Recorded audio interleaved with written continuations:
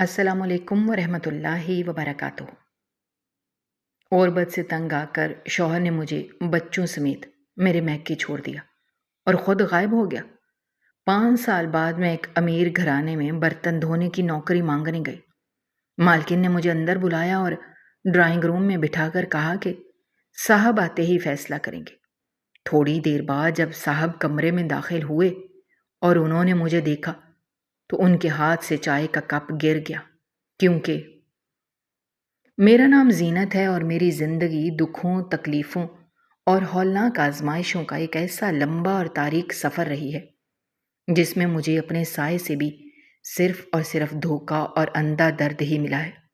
میری شادی آج سے کئی سال پہلے ایک بہت ہی غریب لیکن بظاہر سیدھے سادے انسان سے ہوئی تھی جس کا نام عمران تھا۔ شادی کے شروعاتی دن بہت سادگی اور خاموشی سے گزرے۔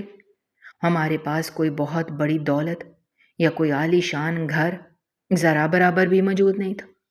لیکن ہم دونوں میاں بیوی محنت مزدوری کر کے اپنے گھر کا دال دلیا چلا لیتے تھے۔ مجھے لگتا تھا کہ میری زندگی اسی طرح سکون سے گزر جائے گی،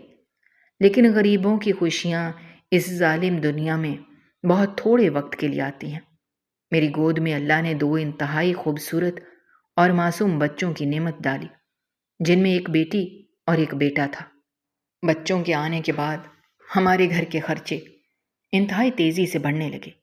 عمران جو پہلے ہی بہت تھوڑی کمائی کرتا تھا، اب وہ ان بڑھتے ہوئے خرچوں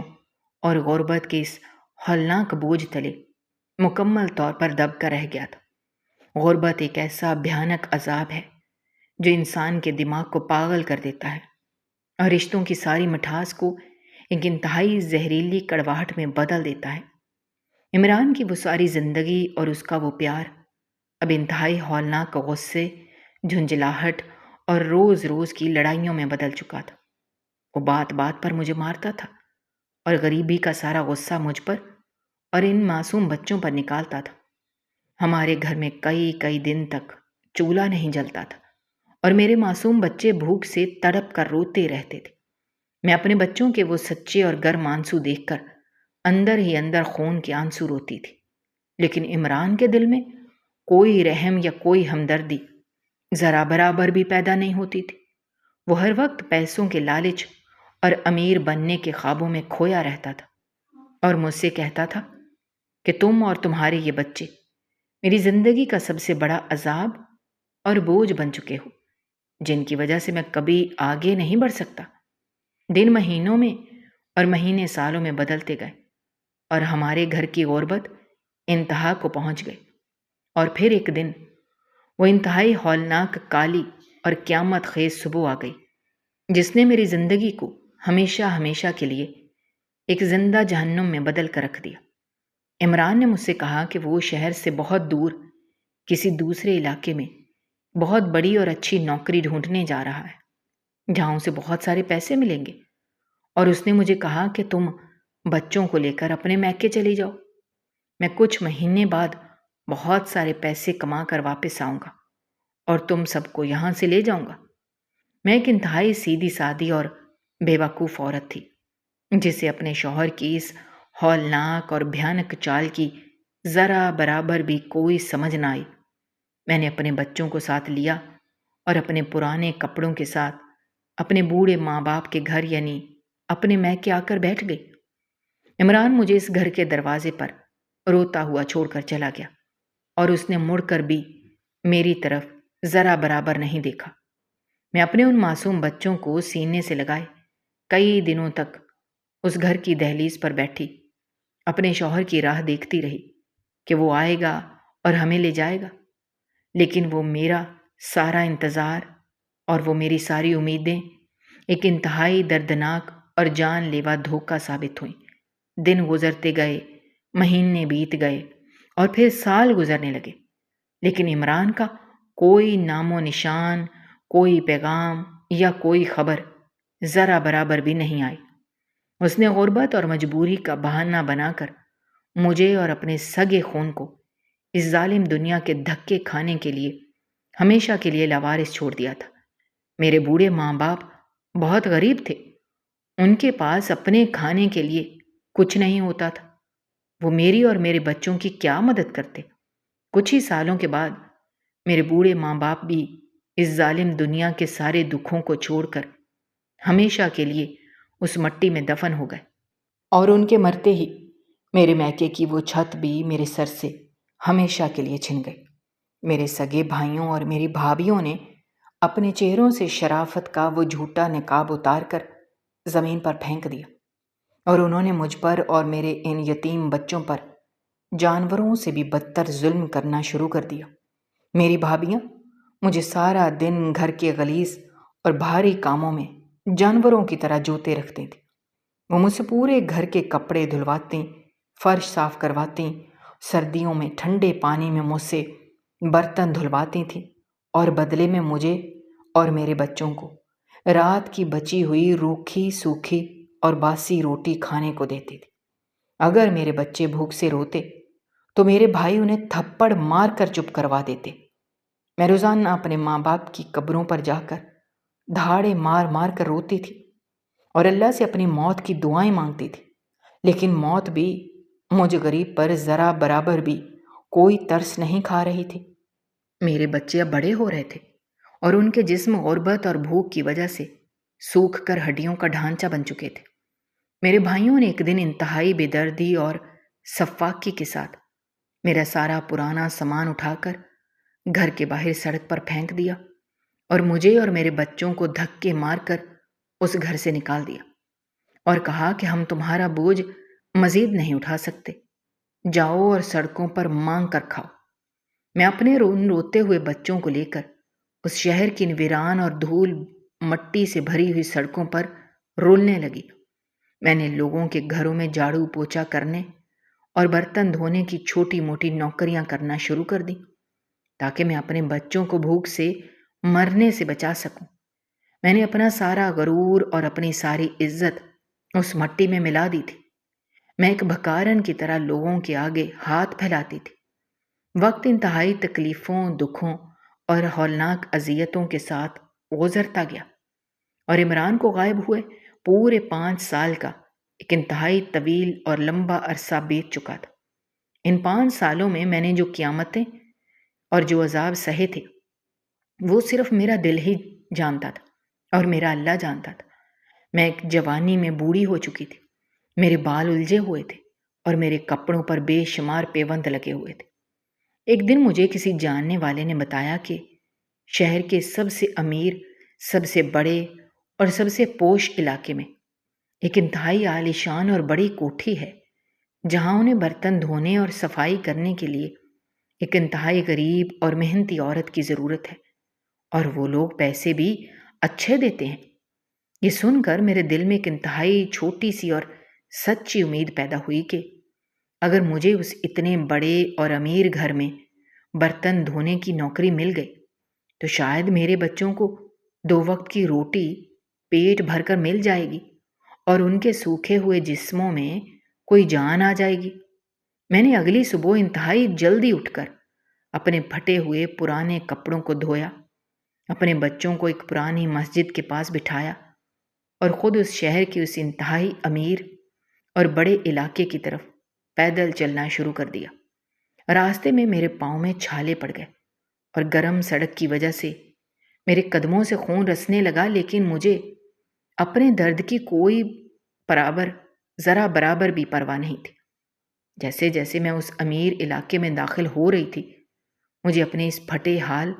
اور اپنی اس ہولناک غربت پر انتہائی شدید شرمندگی اور احساس کمتری ہو رہا تھا۔ وہاں کی سڑکیں اتنی صاف اور چمکدار تھیں کہ وہاں کوئی کچرا ذرا برابر بھی نہیں تھا، اور دونوں طرف انتہائی بڑے بڑے اور عالی شان محل بنے ہوئے تھے، جن کے باہر لمبی اور مہنگی سواریاں کھڑی تھیں۔ میں چلتی چلتی بالکل اسی پتے اور اس انتہائی عالی شان کوٹھی کے بڑے اور بھاری لوہے کے دروازے کے سامنے آ کر کھڑی ہو گئی، جہاں مجھے نوکری کے لیے جانا تھا۔ اس کوٹھی کا دروازہ اتنا بڑا اور شاندار تھا کہ اسے دیکھ کر ہی انسان کی آنکھیں حیرت سے پھٹی کی پھٹی رہ جائیں۔ میں نے اپنے کانپتے ہوئے ہاتھوں سے اس بڑے دروازے کو آہستہ سے کھٹکھٹایا۔ تھوڑی دیر بعد ایک لمبے چوڑے محافظ نے دروازہ کھولا اور میری اس غریب اور مٹی سے بھری ہوئی حالت کو دیکھ کر انتہائی حقارت سے مجھ سے پوچھا کہ کیا چاہیے۔ میں نے روتے ہوئے اور ہاتھ جوڑتے ہوئے اسے منت کر کے کہا کہ بھائی، میں ایک بہت غریب اور مجبور عورت ہوں۔ مجھے کسی نے بتایا تھا کہ یہاں برتن دھونے کے لیے کسی عورت کی ضرورت ہے۔ خدا را مجھے مالکن سے ملوا دو تاکہ مجھے یہ نوکری مل سکے۔ محافظ نے مجھے حقارت سے اندر آنے کا اشارہ کیا اور میں اس کوٹھی کے اندر داخل ہو گئی۔ اندر کا منظر دیکھ کر میری آنکھیں کھلی کی کھلی رہ گئیں۔ وہاں ایک انتہائی بڑا اور خوبصورت باغ تھا جہاں ہر طرف قیمتی پھول اور پودے لگے ہوئے تھے۔ میں اپنے ننگے اور دھول سے بھرے ہوئے قدموں کے ساتھ انتہائی ڈرتے ڈرتے اس کوٹھی کے اس عالی شان دروازے تک پہنچی جہاں سے مجھے اندر لے جایا گیا۔ مجھے ایک ایسے انتہائی بڑے، شاندار اور چمکدار ڈرائنگ روم میں لے جا کر کھڑا کیا گیا، جسے دیکھ کر مجھے لگا کہ میں کسی بادشاہ کے محل میں آ گئی ہوں۔ اس کمرے میں اتنے مہنگے اور نرم قالین بچھے ہوئے تھے کہ میرے پاؤں ان میں دھنس رہے تھے اور مجھے شرم آ رہی تھی کہ میرے ان گندے قدموں سے یہ قالین خراب نہ ہو جائے۔ اس ڈرائنگ روم کے بالکل درمیان میں ایک انتہائی خوبصورت اور مہنگے صوفے رکھے ہوئے تھے اور چھت سے ایک بہت بڑا اور قیمتی فانوس لٹک رہا تھا۔ میں ایک کونے میں انتہائی ڈر اور خوف کے ساتھ اپنے پھٹے ہوئے دوپٹے کو سمیٹتے ہوئے کھڑی ہو گئی۔ کچھ ہی دیر کے بعد اس کمرے کے اندر ایک انتہائی خوبصورت، امیر اور مہنگے کپڑوں میں ملبوس عورت داخل ہوئی، جس نے بہت زیادہ زیورات پہنے ہوئے تھے اور اس کے چہرے سے دولت کا غرور اور سکون چھلک رہا تھا۔ وہ اس عالی شان کوٹھی کی مالکن تھی۔ اس مالکن نے میری طرف دیکھا اور میری اس انتہائی لاچار، غریب اور روتی ہوئی حالت کو دیکھ کر اس کے دل میں شاید تھوڑا سا ترس اور ہمدردی پیدا ہو گئی۔ اس مالکن نے انتہائی نرمی اور روبدار آواز میں مجھ سے کہا، تم یہاں کھڑی کیوں ہو؟ آؤ اس صوفے پر بیٹھ جاؤ۔ میں نے انتہائی ڈرتے ہوئے اور روتی ہوئی آواز میں کہا کہ نہیں بی بی جی، میں انتہائی غریب اور کچرا اٹھانے والی عورت ہوں۔ میرے کپڑے گندے ہیں۔ اگر میں اس اتنے مہنگے صوفے پر بیٹھ گئی تو یہ غلیظ ہو جائے گا۔ مجھے بس اسی فرش پر بیٹھنے دیں۔ اس مالکن نے مجھے دوبارہ حکم دیا اور میں انتہائی مجبوری اور خوف کے ساتھ اس نرم اور مہنگے صوفے کے کنارے پر سکڑ کر بیٹھ گئی۔ مالکن میرے سامنے والے صوفے پر بیٹھ گئی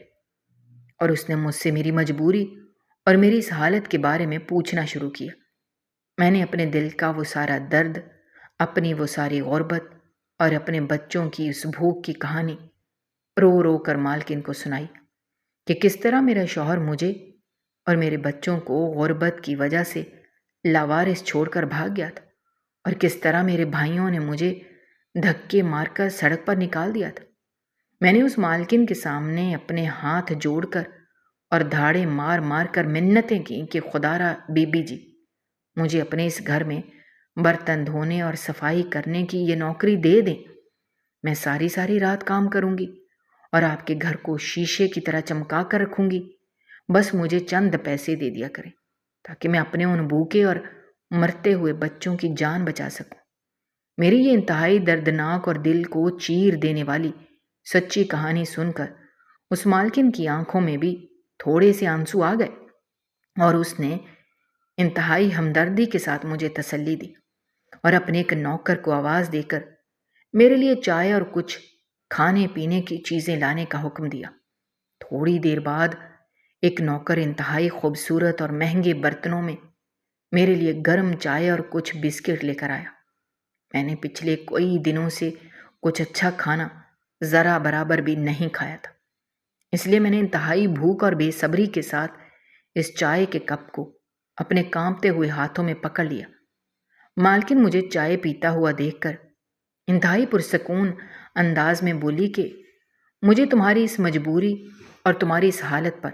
بہت ترس آ رہا ہے اور میرا دل چاہتا ہے کہ میں تمہیں ابھی اسی وقت اس گھر میں کام کرنے کے لیے رکھ لوں اور تمہاری مدد کروں۔ لیکن اس مالکن نے ایک انتہائی سنجیدہ اور گہری آواز میں مجھے بتاتے ہوئے کہا کہ اس گھر کا سارا نظام اور سارے فیصلے میرے شوہر یعنی اس گھر کے صاحب کرتے ہیں۔ وہ اس معاملے میں انتہائی سخت اور اصولوں والے انسان ہیں، اور وہ کسی بھی نئے انسان یا ملازم کو اس گھر میں اس وقت تک ذرا برابر بھی کام پر نہیں رکھنے دیتے جب تک وہ خود اپنی آنکھوں سے اس انسان کو دیکھ نہ لے اور اس سے بات نہ کر لیں۔ اس لیے تم انتہائی سکون کے ساتھ اپنی یہ چائے پیو اور ذرا سا انتظار کرو۔ ابھی اپنے کمرے سے سیڑھیاں اتر کر صاحب نیچے ڈرائنگ روم میں آ رہے ہیں، اور صاحب آتے ہی تمہاری اس نوکری کا فیصلہ کریں گے۔ مالکن کی یہ انتہائی سنجیدہ اور فیصلہ کن بات سن کر میرے اس غریب اور دکھوں سے بھرے ہوئے دل میں ایک انتہائی عجیب سا اور نامعلوم خوف پیدا ہونے لگا، اور میرا وہ سارا کمزور اور سوکھا ہوا جسم اس ہولناک ڈر اور اس شرمندگی کی وجہ سے ایک کٹے ہوئے درخت کی طرح شدت سے کانپنے لگا۔ میں نے اپنے ان کانپتے ہوئے اور مٹی سے بھرے ہوئے ہاتھوں میں اس گرم چائے کی پیالی کو انتہائی مضبوطی سے پکڑ لیا، اور اپنے دل میں اس سچے اور انصاف کرنے والے اللہ سے رو رو کر اور ہچکیاں لے لے کر یہ دعائیں مانگنے لگی کہ یا اللہ، اس بڑی اور عالیشان کوٹھی کے وہ امیر صاحب مجھ غریب اور لاچار عورت کی اس ہولناک مجبوری پر ترس کھا لیں، اور مجھے اپنے اس شاندار گھر میں برتن دھونے اور جھاڑو پوچھا کرنے کی یہ چھوٹی سی نوکری ذرا برابر بھی کسی غصے کے بغیر دے دیں، تاکہ میں اپنے ان بھوکے اور سڑکوں پر رولنے والے معصوم یتیم بچوں کے لیے آج رات کی 2 وقت کی روٹی سوکھی روٹی کا کوئی آسرا اور کوئی بندوبست کر سکوں۔ میرا دل اتنی زور سے دھڑک رہا تھا کہ مجھے اپنی ہی دھڑکن اس بڑے اور خاموش کمرے میں انتہائی صاف اور واضح سنائی دے رہی تھی۔ میں اپنے ان پھٹے ہوئے اور پرانے کپڑوں کو سمیٹ کر اس انتہائی مہنگے اور نرم صوفے کے بالکل ایک چھوٹے سے کنارے پر انتہائی مجبوری اور ڈر کے ساتھ سکڑ کر بیٹھی ہوئی تھی، اور میری وہ روتی ہوئی اور سوجی ہوئی آنکھیں اس کمرے کے اس بڑے اور خوبصورت دروازے کی طرف ٹکٹکی باندھ کر انتہائی بے صبری کے ساتھ دیکھ رہی تھی، جہاں سے اس گھر کے ان بڑے اور طاقتور صاحب نے اندر آنا تھا۔ اس بڑے کمرے میں ایک انتہائی عجیب اور موت جیسا سناٹا چھایا ہوا تھا، جس میں صرف اس کوٹھی کی مالکن کے مہنگے کپڑوں کی سرسراہٹ اور میری ان کانپتی ہوئی اور سسکتی ہوئی سانسوں کی آواز گونج رہی تھی کہ اچانک اس عالی شان اور بادشاہوں جیسی کوٹھی کی انتہائی بڑی چوڑی اور چمکدار سیڑھیوں سے کسی انسان کے انتہائی روبدار، مغرور اور بھاری قدموں کی نیچے اترنے کی آواز آنا شروع ہوئی۔ ان قدموں کی آواز اتنی زیادہ روبدار اور تکبر سے بھری ہوئی تھی کہ انہیں سن کر اس گھر کے سارے نوکر انتہائی خوف اور ادب کے ساتھ اپنے اپنے سر جھکا کر ایک طرف دیوار کے ساتھ کھڑے ہو گئے، اور اس مالکن کے چہرے پر بھی ایک انتہائی سچی اور گہری مسکراہٹ اپنے اس امیر شوہر کے لیے ایک بے پناہ محبت اور عزت کا نور نمودار ہو گیا۔ میرے دل کی دھڑکن ان بھاری قدموں کی آواز کے ساتھ ہی ایک قیامت خیز طوفان کی طرح تیز ہونے لگی، اور مجھے ایسا محسوس ہونے لگا جیسے میری جان ابھی نکل جائے گی۔ میں نے ڈر کے مارے اپنا وہ دھول مٹی سے بھرا ہوا اور آنسوؤں سے بھیگا ہوا چہرہ انتہائی شرمندگی کے ساتھ نیچے اور اس مہنگے اور نرم قالین کی طرف جھکا لیا، کیونکہ مجھ میں اتنی ہمت اور اتنی طاقت ذرا برابر بھی موجود نہیں تھی کہ میں آسمان کی بلندیوں میں اڑنے والے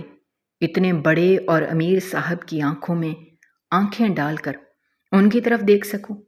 کچھ ہی دیر کے بعد وہ بھاری اور مغرور قدم چلتے ہوئے اس عالی شان کمرے کے اس بڑے دروازے سے اندر داخل ہوئے۔ اس کوٹھی کے وہ امیر اور طاقتور صاحب اس کمرے کے بالکل درمیان میں آ کر انتہائی غرور اور تکبر کے ساتھ کھڑے ہو گئے۔ مالکن انتہائی خوشی اور محبت کے ساتھ اپنی جگہ سے اٹھ کر اپنے اس شوہر کے پاس گئی، اور اس نے انتہائی نرمی اور مسکراتے ہوئے اپنے شوہر سے کہا کہ یہ ایک انتہائی غریب، مجبور اور لاچار عورت ہے جو پچھلے 5 سالوں سے سڑکوں پر دھکے کھا رہی ہے، اور جس کا شوہر اسے چھوڑ کر بھاگ گیا ہے۔ یہ ہمارے گھر میں برتن دھونے اور صفائی کرنے کی نوکری مانگنے آئی ہے۔ آپ اس کی حالت دیکھیں اور فیصلہ کریں، کیا اسے کام پر رکھنا ہے؟ ایک نوکر انتہائی ادب اور خوف کے ساتھ جھک کر ایک بہت ہی خوبصورت اور مہنگی ترین پیالی میں گرم اور بھاپ اڑاتی ہوئی چائے لے کر ان صاحب کے بالکل پاس آیا، اور اس نے وہ چائے کی پیالی ان صاحب کے امیر اور چمکدار ہاتھوں میں انتہائی احتیاط کے ساتھ پکڑا دی، اور ان صاحب نے اپنے ان مضبوط ہاتھوں میں اس گرم چائے کی پیالی کو پکڑا اور انتہائی پرسکون اور مغرور انداز میں اس پیالی کو اپنے ہونٹوں کے قریب لے جانے لگے تاکہ وہ اس چائے کا ایک گھونٹ پی سکے۔ لیکن جیسے ہی ان صاحب نے وہ گرم چائے پینے کے لیے اپنی وہ مغرور اور تکبر سے بھری ہوئی آنکھیں اٹھا کر سامنے اس مہنگے صوفے کے کنارے پر بیٹھی ہوئی میری اس غریب لاچار اور مٹی سے بھری ہوئی حالت کی طرف انتہائی حقارت اور غصے کے ساتھ دیکھا، اور جیسے ہی میری اور ان صاحب کی آنکھوں کی وہ ہولناک اور قیامت خیز نظریں ایک دوسرے کے ساتھ انتہائی زور سے ٹکرائیں، تو اس بڑے کمرے کا وہ سارا پرسکون اور شاندار ماحول ایک ہی سیکنڈ میں ایک انتہائی بھیانک جان لیوا اور ناقابل یقین طوفان میں بدل گیا۔ ان امیر اور مغرور صاحب کا وہ سارا چمکدار چہرہ اور ان کی وہ تکبر سے بھری ہوئی آنکھیں مجھے دیکھتے ہی حیرت، دہشت، خوف اور ایک انتہائی زبردست اور ہولناک صدمے کی وجہ سے پوری طرح پھٹی کی پھٹی رہ گئیں۔ ان کا سانس ان کے سوکھے ہوئے گلے میں مکمل طور پر اٹک گیا، اور ان کے جسم کا وہ سارا گرم خون ایک ہی لمحے میں برف کی طرح انتہائی ٹھنڈا اور نیلا پڑ گیا۔ ان کے وہ مضبوط اور چمکدار ہاتھ جن میں انہوں نے وہ گرم چائے کی پیالی پکڑی ہوئی تھی، وہ ہاتھ اچانک ایک کٹے ہوئے درخت اور سوکھے پتے کی طرح انتہائی شدت اور خوف کے ساتھ اس قدر زور سے کانپنے لگے کہ وہ چائے اس پیالی سے چھلک کر ان کے مہنگے کپڑوں پر گرنے لگی۔ اور پھر اس سے پہلے کہ وہ صاحب کچھ بول پاتے یا اپنے اس ہولناک ڈر کو چھپا پاتے، ان کے ان کانپتے ہوئے ہاتھوں کی گرفت مکمل طور پر ٹوٹ گئے، اور وہ انتہائی مہنگی اور خوبصورت چائے کی پیالی ان کے ہاتھوں سے چھوٹ کر نیچے اس زمین پر ایک انتہائی زوردار اور کانوں کو پھاڑ دینے والی آواز کے ساتھ گر کر ٹکڑوں میں بٹ گئی، اور وہ ساری گرم چائے اس انتہائی مہنگے اور نرم قالین پر گر کر بکھر گئی۔ پیالی کے گرنے اور ٹوٹنے کی اس ہولناک اور اچانک آواز نے اس پورے کمرے کے سناٹے کو چیر کر رکھ دیا۔ مالکن اور سارے نوکر انتہائی حیرت اور گھبراہٹ کے ساتھ ان صاحب کی اس پاگل پن والی اور ڈری ہوئی حالت کو دیکھنے لگے کہ آخر اتنے مضبوط اور اصولوں والے صاحب کو اچانک اس غریب عورت کو دیکھ کر کیا ہو گیا ہے کہ ان کے ہاتھ سے چائے کا کپ ہی گر گیا۔ مالکن نے انتہائی پریشانی اور ڈر کے ساتھ آگے بڑھ کر ان صاحب کا کندھا پکڑا اور پوچھا کہ کیا ہوا؟ آپ اچانک اس قدر خوفزدہ کیوں ہو گئے ہیں؟ اور آپ کے ہاتھ کیوں کانپ رہے ہیں؟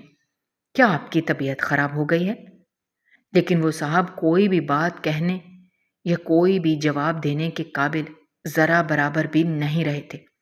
ان کی آنکھیں مسلسل میری طرف دیکھ رہی تھیں، اور ان کے ہونٹ سوکھ کر کانپ رہے تھے۔ اور دوسری طرف جب میں نے اپنا وہ روتا ہوا اور مٹی سے بھرا ہوا چہرہ اٹھا کر اس عالی شان کوٹھی کے ان امیر اور طاقتور صاحب کی طرف دیکھا تو میرے پیروں تلے سے وہ پکی اور مضبوط زمین ایک قیامت خیز اور ہولناک دھماکے کے ساتھ ہمیشہ ہمیشہ کے لیے مکمل طور پر کھسک گئی، اور میرے دماغ میں ایک ایسا زبردست، جان لیوا اور بھیانک صدمہ پیدا ہوا کہ مجھے ایسا محسوس ہوا جیسے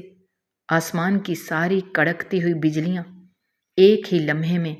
میرے اس غریب اور کمزور سر پر گر پڑی ہوں، اور میرا دل میرے سینے کو چیر کر باہر آ گیا ہو۔ میری آنکھیں اس ہولناک اور ناقابل یقین سچائی کو دیکھ کر دہشت اور صدمے سے پوری طرح پھٹی کی پھٹی رہ گئیں، اور میرے حلق سے ایک ایسی انتہائی دردناک، دل کو چیر دینے والی اور قیامت خیز سسکی نکلی جس نے میری اپنی روح کو اندر تک زخمی اور چھلنی کر دیا۔ میرا وہ سارا جسم کمزوری اور اس ہولناک جھٹکے کی وجہ سے فرش پر گرنے کے قریب ہو گیا، کیونکہ اس عالی شان کوٹھی کے وہ امیر، وہ طاقتور، وہ کروڑوں کی دولت سے کھیلنے والے مغرور صاحب کوئی اور انسان ذرا برابر بھی نہیں تھے، بلکہ وہ بالکل وہی انسان، وہی بے وفا اور وہی انتہائی ظالم شخص عمران تھا، جو میرا اپنا سگا شوہر تھا، جس نے آج سے پورے 5 سال پہلے غربت اور بھوک کا انتہائی جھوٹا اور مکارانہ بہانہ بنا کر مجھے اور میرے ان معصوم روتے ہوئے بچوں کو اس ظالم دنیا میں دھکے کھانے اور بھوک سے سسک سسک کر مرنے کے لیے میرے ماں باپ کے گھر لاوارث چھوڑ دیا تھا، اور خود ہمیشہ ہمیشہ کے لیے غائب ہو گیا تھا۔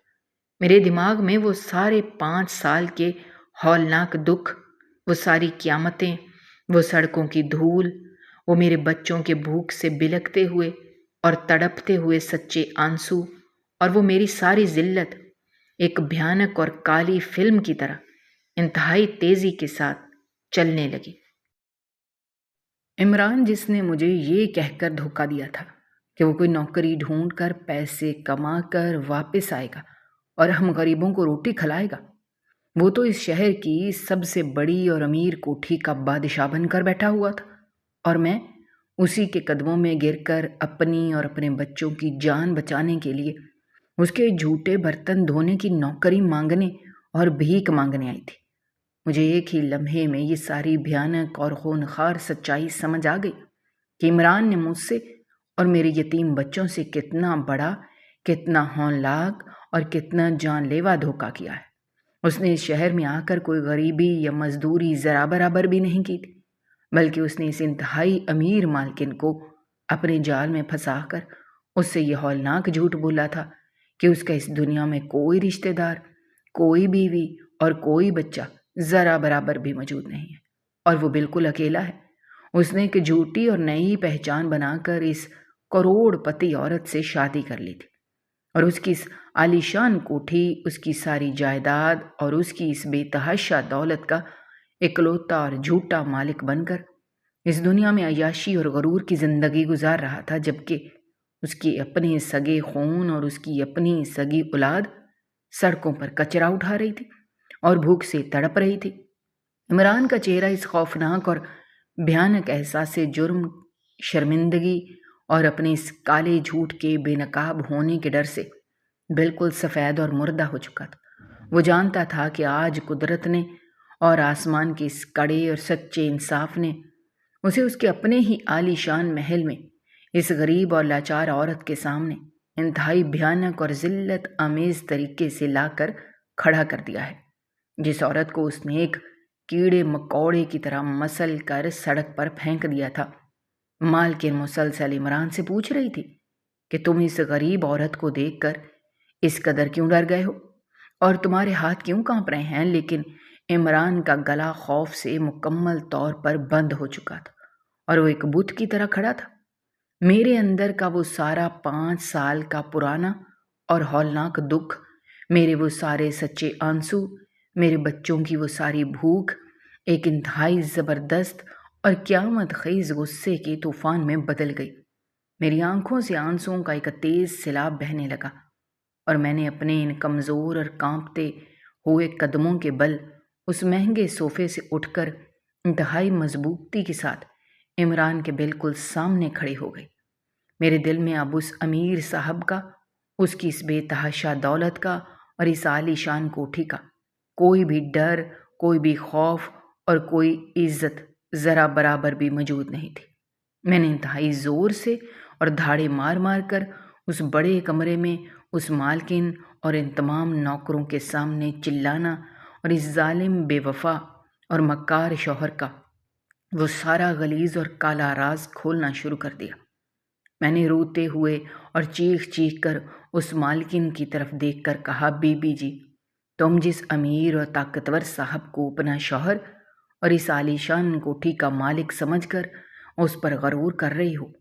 یہ کوئی شریف اور نیک انسان ذرا برابر بھی نہیں ہے۔ بلکہ یہ ظالم اور پتھر دل دنیا کا سب سے بڑا دھوکے باز، سب سے بڑا بے وفا اور انتہائی خونخوار درندہ ہے، جس کا نام عمران ہے، اور یہ کوئی اور نہیں بلکہ میرا اپنا سگا شوہر ہے، جس کی میں ایک غریب اور لاچار بیوی ہوں۔ بی بی جی، یہ وہی ظالم انسان ہے جس نے آج سے پورے 5 سال پہلے غربت اور بھوک کا ایک انتہائی جھوٹا بہانہ بنا کر مجھے اور اپنے سگے خون کو، یعنی اپنے ان 2 معصوم بچوں کو، بھوک سے بلکتے ہوئے اور روتے ہوئے سڑکوں کی دھول میں کیڑے مکوڑوں کی طرح مرنے کے لیے بالکل اکیلا اور لاوارث چھوڑ دیا تھا۔ اس نے تم سے یہ ہولناک جھوٹ بولا کہ اس کا اس دنیا میں کوئی رشتہ دار یا کوئی خاندان ذرا برابر بھی نہیں ہے۔ اس نے تمہاری اس کروڑوں روپے کی دولت، اس کوٹھی اور اس آسائش کے اندھے لالچ میں آ کر اپنی اس پہلی بیوی اور اپنے ان یتیم بچوں کو ہمیشہ کے لیے قربان کر دیا، اور یہاں آ کر جھوٹا بادشاہ بن کر بیٹھ گیا۔ بی بی جی، تم اس انسان کی اس مکاری اور اس کی اس درندگی کا اندازہ اس بات سے لگاؤ کہ یہ پچھلے 5 سال سے یہاں ان مہنگے اور ریشمی نرم قالینوں پر چلتا ہے اور ان قیمتی بستروں پر سوتا ہے، اور اس کے اپنے معصوم اور سگے بچے اس شدید سردی میں سڑکوں پر ننگے پاؤں پھرتے ہیں اور رات کو بھوکے پیٹ روتے ہوئے سوتے ہیں۔ اس درندے کی وجہ سے در در کی ٹھوکریں کھا کر بھیک مانگنے اور تمہارے اس گھر میں برتن دھونے پر مجبور ہو گئی، اور یہ ظالم یہاں روزانہ بادشاہوں کی طرح مہنگی اور گرم چائے پیتا ہے۔ میں دھاڑے مار مار کر اور ہچکیاں لے لے کر اپنے سینے کو پیٹ رہی تھی، اور اس عالیشان کوٹھی میں میری وہ مظلومانہ چیخیں اور میری وہ دردناک آہیں آسمان کا سینہ چیر رہی تھی۔ میری ان باتوں اور اس قیامت خیز اور سچی حقیقت کو سن کر اس کوٹھی کی امیر مالکن کے پیروں تلے سے بھی وہ زمین ہمیشہ کے لیے کھسک گئی، اور اس کی وہ پرسکون آنکھیں حیرت، غصے اور صدمے سے پھٹ گئیں۔ مالکن کا وہ سارا پیار اور وہ ساری عزت جو اس کے دل میں عمران کے لیے موجود تھی، وہ ایک ہی لمحے میں انتہائی ہولناک نفرت، زہریلے غصے میں بدل گئی۔ اس مالکن نے روتے ہوئے اور انتہائی غصے سے عمران کی طرف دیکھا، جو ابھی تک اس فرش پر نظریں جھکائے ایک ذلیل اور ہارے ہوئے مجرم کی طرح کانپ رہا تھا،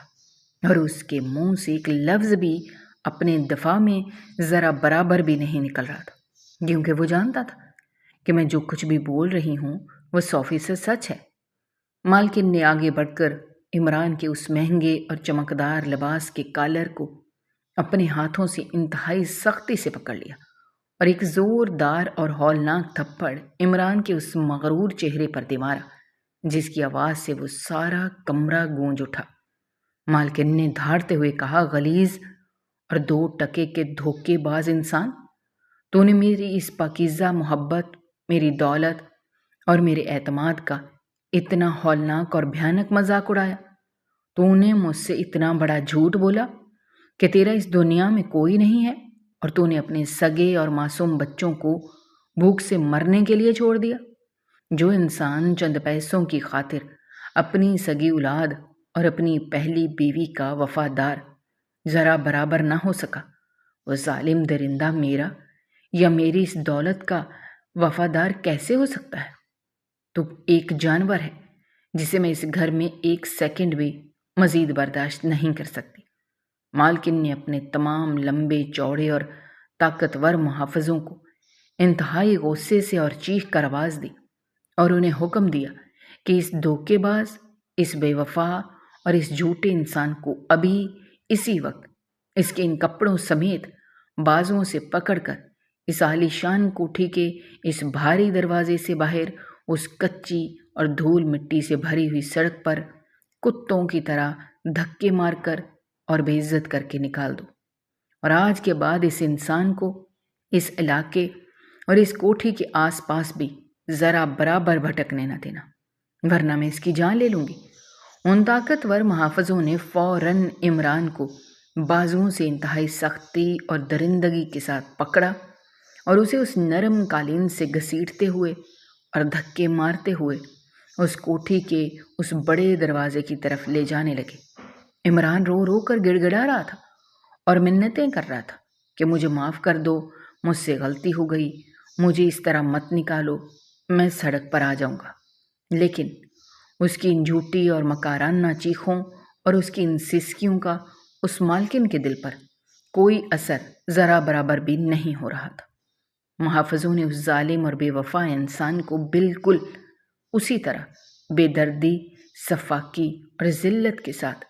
اس گھر کی دہلیز سے باہر اس کچی اور گرم سڑک کی دھول میں جانوروں کی طرح پھینک دیا، جس طرح اس عمران نے آج سے 5 سال پہلے مجھے اور میرے معصوم بچوں کو غربت اور بھوک کے عذاب میں تڑپنے کے لیے سڑک پر دھکے دے کر نکالا تھا۔ قدرت کا وہ کڑا، سچا اور انتہائی خوفناک انصاف عمران کے اس جھوٹے غرور اور اس کی اس بے تحاشا دولت پر ایک بھیانک عذاب بن کر ٹوٹ چکا تھا۔ اس کا وہ سارا تکبر، اس کا وہ سارا امیر بننے کا جھوٹا خواب اور اس کی وہ ساری عالیشان بادشاہت ایک ہی لمحے میں مٹی میں مل کر ہمیشہ ہمیشہ کے لیے مکمل طور پر راکھ ہو چکی تھی۔ اور وہ عمران جو کچھ دیر پہلے اس کوٹھی کے مہنگے صوفوں پر بیٹھ کر بادشاہوں والی چائے پیتا تھا، اب وہ اس کوٹھی کے باہر کچی سڑک کی مٹی میں منہ کے بل بڑا ہوا خون کے آنسو رو رہا تھا، اور اسے اپنا کوئی ٹھکانہ ذرا برابر بھی نظر نہیں آ رہا تھا۔ اس کے بعد اس امیر مالکن نے میرے پاس آ کر میرے دونوں ہاتھ اپنے ہاتھوں میں پکڑے اور روتے ہوئے مجھ سے معافی مانگی کہ اس کے شوہر نے میرے ساتھ اتنا بڑا ہولناک ظلم کیا تھا۔ مالکن نے مجھے انتہائی سچی اور پاکیزہ نیت کے ساتھ بہت سارے پیسے، سونے کے کچھ زیورات اور میرے بھوکے بچوں کے لیے بہت سارا کھانا لا کر دیا اور کہا کہ یہ میری طرف سے تمہارے دکھوں کا ایک چھوٹا سا ازالہ ہے، اور تم آج کے بعد کبھی کسی کے گھر میں برتن دھونے، یہ جھاڑو پوچھا کرنے ذرا برابر بھی نہیں جاؤ گے۔ میں نے وہ پیسے اور وہ کھانا لیا اور اپنے اللہ کا سچے دل سے شکر ادا کرتی ہوئی اس عالیشان کوٹھی سے باہر سڑک پر آ گئی۔ جب میں باہر نکلی، عمران اسی دروازے کے باہر مٹی میں بیٹھا ہوا انتہائی ذلت اور پچھتاوے کے ساتھ رو رہا تھا۔ اس نے میری طرف دیکھا اور ہاتھ جوڑ کر منتیں کرنے لگا کہ مجھے اپنے ساتھ لے چلو، میں تمہارا شوہر ہوں، لیکن میرے دل میں اس ظالم اور بے وفا انسان کے لیے کوئی ہمدردی، کوئی رشتہ اور کوئی ترس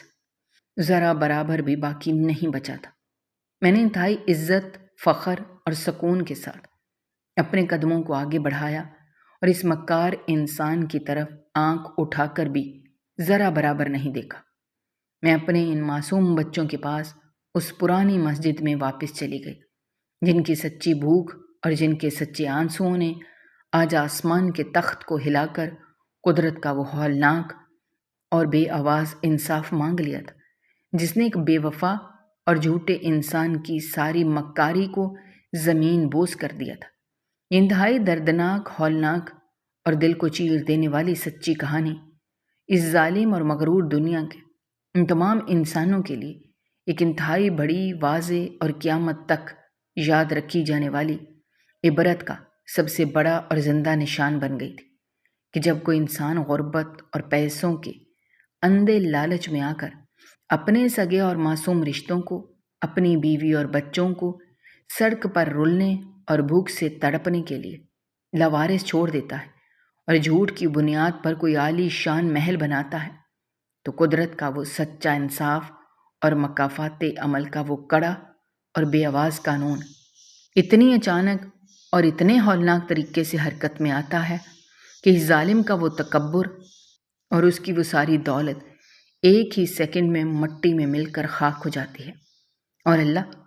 اس مظلوم اور لاچار انسان کی آہ اور اس کے سچے آنسو سن کر اس ظالم کو اسی دنیا میں ایک ایسا جان لیوا، عبرتناک اور بھیانک پچھتاوا اور ایسی ذلت دیتا ہے کہ وہ ساری زندگی اپنا سینہ پیٹتا رہتا ہے اور سڑکوں کی دھول چاٹتا ہے، لیکن اس کی تقدیر میں صرف اور صرف تباہی اور ہولناک بربادی لکھی جاتی ہے، جس سے اسے کوئی بھی انسان یا کوئی بھی دولت ذرا برابر بھی نہیں بچا سکتی۔ اور سچی فتح ہمیشہ حق اور صبر کرنے والوں کی ہوتی ہے، جو اپنے اللہ پر سچا بھروسہ رکھتے ہیں اور کبھی کسی کو دھوکہ نہیں دیتے۔ عمران کا انجام اس بات کی سب سے بڑی گواہی ہے کہ ظلم کی عمر چاہے کتنی ہی لمبی کیوں نہ ہو، لیکن جب اللہ کی لاٹھی پڑتی ہے تو اس کی آواز نہیں ہوتی، مگر اس کا نشان انسان کی روح تک کو جلا کر راکھ کر دیتا ہے۔ میں نے اپنے بچوں کے ساتھ اس دن ایک نئی اور پرسکون زندگی کا آغاز کیا، جہاں کوئی دھوکہ اور کوئی کالا جھوٹ ذرا برابر بھی موجود نہیں تھا، اور میرا سچا اللہ ہمارے ساتھ تھا۔ دوستو، ہماری آج کی یہ کہانی آپ کو کیسی لگی؟ کمنٹ باکس میں اپنی رائے کا اظہار کرنا مت بھولیے گا، اور اگر آپ ہمارے چینل پر نئے ہیں تو چینل کو سبسکرائب کرنا بھی مت بھولیے گا۔ شکریہ۔ اللہ حافظ۔